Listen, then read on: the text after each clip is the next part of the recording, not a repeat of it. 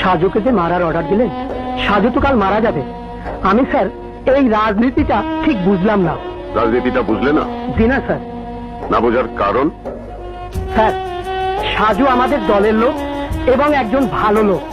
সে চাঁদাবাজ না, সে সন্ত্রাসী না। আগামী নির্বাচনে সে আমাদের দল থেকে না দাঁড়িয়ে স্বতন্ত্র নির্বাচন করলেও সে পাস করবে। সাজু কি আমার লোক? জি না, সাজু আপনাকে পছন্দ করে না, কারণ আপনি সন্ত্রাসীদের লালন করেন। ওটা দল চালাতে প্রয়োজন হয়।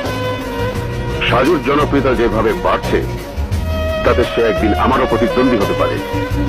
সিটি কর্পোরেশনের নির্বাচনে আমার নিজস্ব 20 জন কমিশনার নির্বাচিত না হলে ঢাকা শহরে আমার রাজনীতি থাকবে না।